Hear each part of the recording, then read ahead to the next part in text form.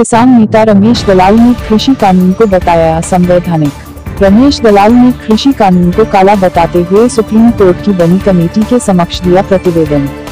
केंद्र सरकार को कृषि पर कानून बनाने का अधिकार ही नहीं, रमेश दलाल। संविधान सत्याग्रह आंदोलन गांव मीठी में किसानों का धरना जारी। खबर हरियाणा प्रदेश की शान न्यूज चैनल की रिपोर्ट। बहादुरगढ़ गांव मीठी में संविधान सत्याग्रह आंदोलन का किसानों का धरना लगातार जारी रहा। धरने का नेतृत्व भारत भूमि बचाओ संघर्ष समिति के अध्यक्ष रमेश दलाल कर रहे हैं। एक तरफ 5 राज्यों के किसान गांव मीठी में जमीन अधिग्रहण में उचित मुआवजा की लड़ाई लड़ रहे हैं, दूसरी तरफ 3 कृषि कानूनों को रद्द करवाने की लड़ाई भी लड़ रहे हैं। राष्ट्रीय किसान नेता रमेश दलाल ने बहादुरगढ़ अपने कार्यालय में पत्रकार वार्ता की। किसान नेता रमेश दलाल ने कहा कि कृषि मंत्री नरेंद्र तोमर पूछते हैं कि इन 3 कृषि कानूनों में काला क्या है, तो उनको सही ढंग से किसी ने जवाब नहीं दिया।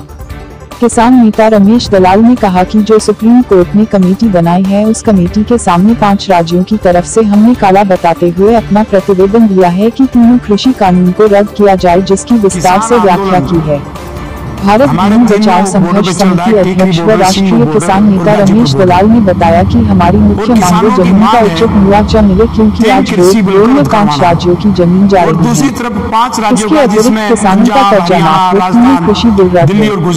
लागत मूल्य के आधार पर जो सीधे फॉर्मूला है स्वामीनाथन कमीशन रिपोर्ट में जो दिया हुआ है, उसके अनुसार हर साल हमारे फसल का मूल्य बढ़ाया जाए।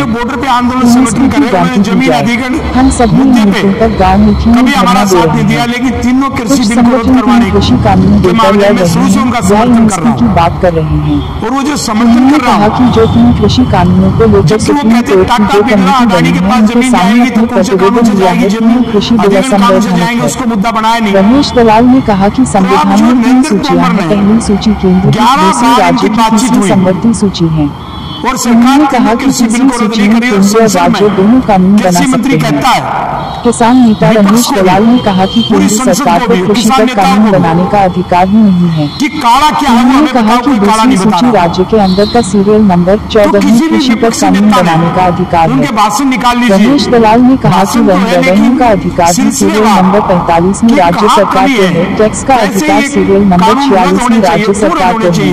वो नहीं बता। स्टील ड्यूटी जायदाद के ऊपर टैक्स लगाने एग्रीकल्चर का अधिकार राज्य सरकार को है। कि 3 तो कृषि बिल को भारत सरकार ने राज्यों की शक्ति पर अतिक्रमण करते हुए यह कानून बनाए हैं।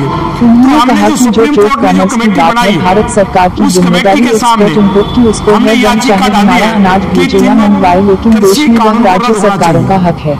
रमेश दलाल ने कहा कि जो केंद्र सरकार ने 3 कृषि बिल बनाए वह असंवैधानिक है, उनको रद्द होना चाहिए। लेकिन जो समवर्ती सूची है, उसमें सीरियल नंबर 6 प्रॉपर्टी का ट्रांसफर होता है। वन कृषि को छोड़ करके केंद्र भी उस पर कानून बना सकता है, लेकिन कृषि पर नहीं।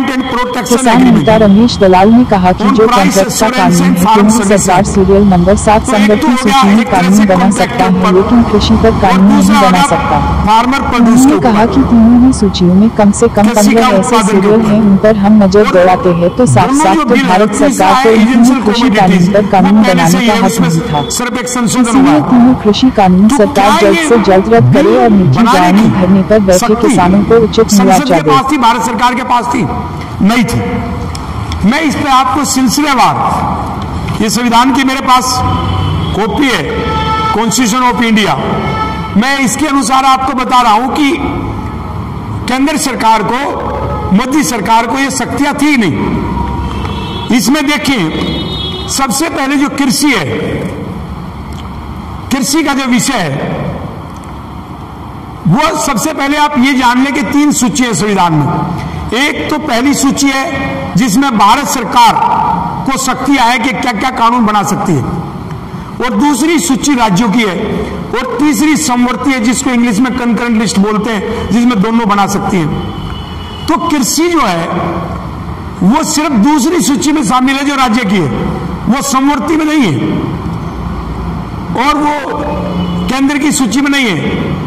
जो एंट्री 33 या सीरियल नंबर एंट्री 14 या सीरियल नंबर 14, एंट्री 14 और सीरियल नंबर 14 दूसरी सूची में, वो कृषि का है।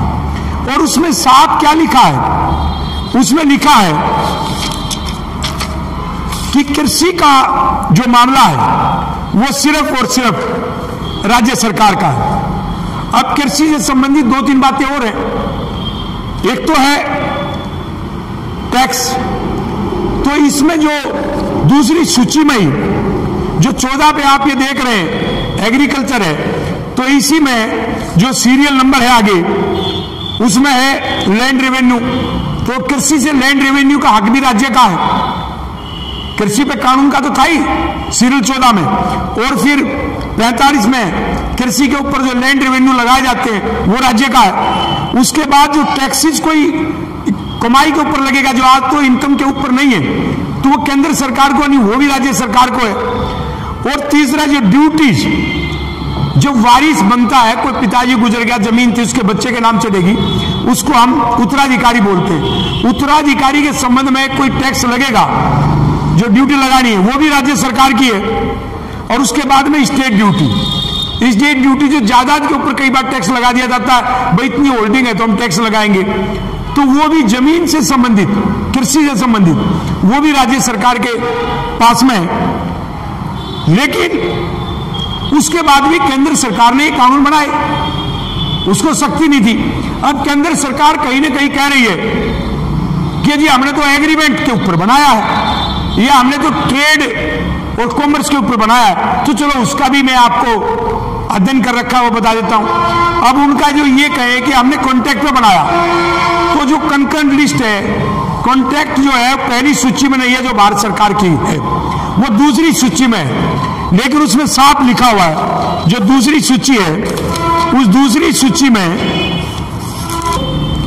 दोनों की है समवर्ती सूची, उसमें सीरियल नंबर एंट्री नंबर 6 वो कहती है transfer of property other than agriculture, यानी जमीन को हम बेचते खरीदते हैं या कुछ भी उसको तबादला करना है, तो वो दूसरी प्रॉपर्टी तो दोनों के पास अधिकार है, लेकिन एग्रीकल्चर का समवर्ती में नहीं है, वो राज्य की में था।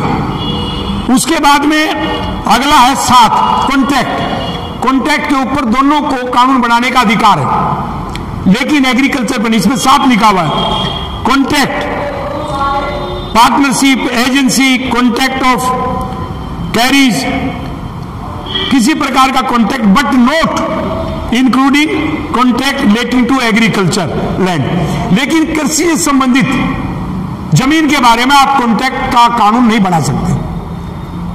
समवर्ती सूची में भी केंद्र सरकार को शक्ति नहीं थी। और इस प्रकार से अब हम तीसरी चीज पे आते हैं, ये ट्रेड की बात करें तो ट्रेड में सबसे पहले तो आप इस बात को समझ लें कि जो केंद्र की सूची है, तो केंद्र की में जो 41 नंबर है वो हमारा विदेशों से जो व्यापार होता है उसके बारे में भारत सरकार को पावर है। हमने यदि कोई दाल खरीदनी है या दाल भेजनी है, उससे संबंधित वो बना सकते हैं, इंटरनल मैटर के लिए नहीं। और उसके बाद एक्सपोर्ट के लिए, कस्टम के लिए उनको अधिकार है, लेकिन इंटर स्टेट ट्रेड के लिए भी उनको अधिकार है। लेकिन इंटर स्टेट जो ट्रेड एंड कॉमर्स के लिए है वो कृषि के लिए नहीं। और यदि वो कृषि की बात को भी शामिल करे तो एक राज्य से दूसरे राज्य में जाएगा, वो सिर्फ इतना ही कानून बना सकते हैं, वो इस कानून के माध्यम से हर राज्य को कंट्रोल कृषि को नहीं कर सकते। और इसके बाद जब हम आगे जाएं तो इसमें जो केंद्र की सूची है, जो मैंने बताया था, स्टेट ड्यूटी 87 एंट्री है, और जो सक्सेसर उत्तराधिकारी के ऊपर टैक्स लगाना हो तो 88 है। लेकिन वो दूसरी जायदाद के बारे में उसमें साफ लिखा, कृषि के बारे में नहीं। तो केंद्र सरकार को वो अधिकार थे, कृषि से संबंधित नहीं थे। उसके बाद में फिर हम आ जाते हैं कि भी एक कंकरेंट लिस्ट में एंट्री 33 है, वो ट्रेड एंड कॉमर्स की दोनों का अधिकार देती है। लेकिन ट्रेड एंड कॉमर्स में उसमें साफ लिखा हुआ है, उसका जो बी पार्ट है एंट्री 33 का, तो पहला तो इंडस्ट्री के बारे में, इंडस्ट्री के बारे में तो गवर्नमेंट ही भी बना सकती है, राज्य सरकार भी, भारत सरकार भी। लेकिन उसमें फूड स्टफ का जिक्र है। फूड स्टफ कब होता है कि मेरे यहां ऊपर ये डोमिनोज है, ये फूड स्टफ में आता है, ब्रेड बन गई वो फूड स्टफ में, ग्रेन नहीं, अनाज नहीं। तो आप जो कृषि के उत्पादन है उनको आप फूड स्टफ में नहीं शामिल कर सकते। जब आप उसको बनाते हो, तैयार करते हो, चिप्स बना लेते हो, वो फुल स्टॉप में आता है, उसके बारे में इनको ट्रेड का और कॉमर्स का कानून बनाने का अधिकार था। और इसमें सिर्फ एक कॉटन की छूट दे रखी थी, लेकिन कॉटन में भी आप देख लो, जो हम कपास बोलते हैं, जिसको नरमा बोलते हैं, वो जब नरमा निकालते, कपास निकालते, तो उसमें दोनों चीज होती है, कॉटन भी होता है और बिनोला भी होता है। तो जो कच्चा होता है उस पर अधिकार नहीं, मैं साफ लिखा कॉटन, यानी कि जब मशीन में कॉटन अलग हो जाएगी और बिनोला अलग हो जाएगा तो उसके बाद केंद्र सरकार को हक है। जब तक वो कृषि का उत्पादन है, केंद्र सरकार को हक नहीं।